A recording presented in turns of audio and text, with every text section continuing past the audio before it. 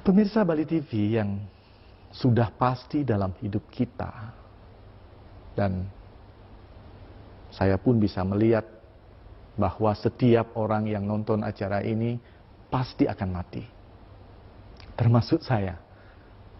Tetapi yang belum saya ketahui waktunya. Karena dalam hidup ini yang pasti itu adalah kematian. Nah, sekarang apa sebenarnya tujuan hidup kita? Apa sebenarnya tujuan hidup kita? Kalau misalnya banyak orang yang menganggap bahwa tujuan hidup kita adalah untuk meraih kebahagiaan, maka sebelum mati berbahagialah, agar hidup ini tidak sia-sia. Banyak yang bertanya, apa sih sebenarnya tujuan hidup ini? Siapa sih sebenarnya saya?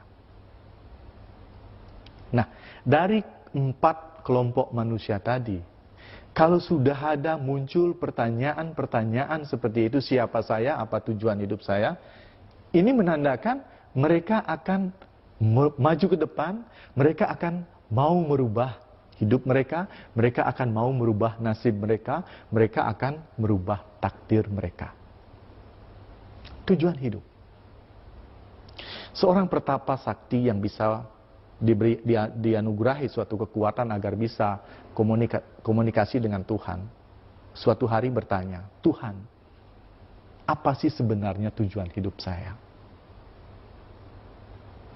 Tuhan yang baik itu turun dan menjawab, anakku manusia, tujuan hidupmu ada 3. Yang pertama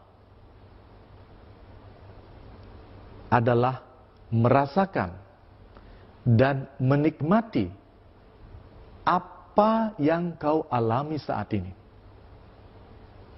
Ketahuilah, apa yang kau alami, apa yang kau rasakan ini adalah proses, adalah suatu proses, di mana kamu akan berproses menuju spiritual.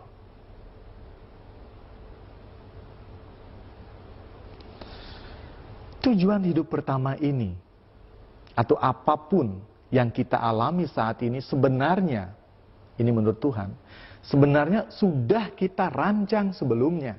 Sudah kita rancang sebelumnya, sebelum kita lahir dan kita perlihatkan kepada Tuhan, kemudian Tuhan men-ACC, menandatangani, kemudian kita baru lahir.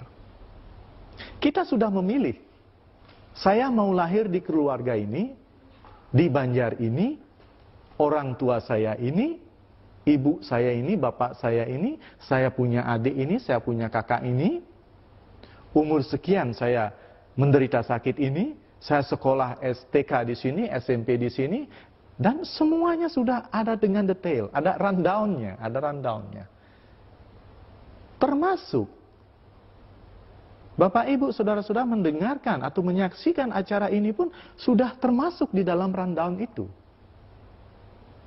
Tidak ada sesuatu yang kebetulan. Semuanya sudah dirancang dengan sistematis begitu. Sehingga kita hadir di sini adalah untuk mengalami apa yang sudah kita rancang sebelumnya. Itu tujuan hidup yang pertama. Tujuan hidup kita yang kedua adalah untuk membantu Tuhan. Kita ini membantu Tuhan. Tuhan menciptakan manusia agar manusia itu bisa membantu Tuhan.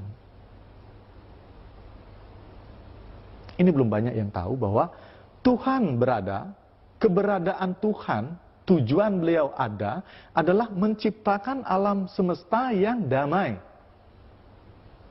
Ibaratkan Tuhan itu membangun sebuah gedung.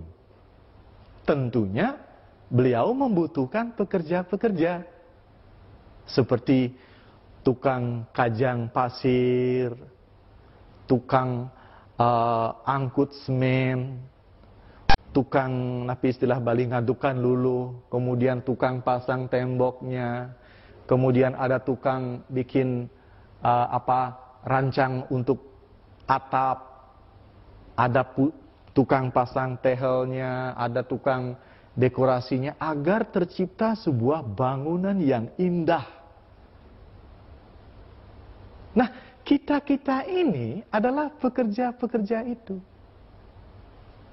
Di masyarakat kita melihat ada pekerjaan-pekerjaan, ada yang menjadi dokter, ada yang menjadi guru atau dosen, ada yang menjadi petani, ada yang menjadi buruh bangunan, ada yang menjadi pedagang di pasar.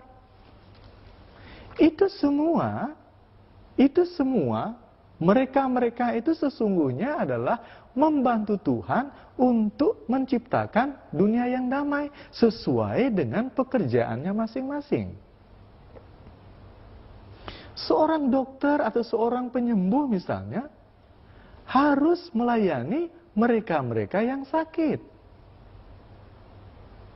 Orang-orang dermawan misalnya diciptakan, dia agar membantu Tuhan untuk membantu umat manusia yang membutuhkan bantuan.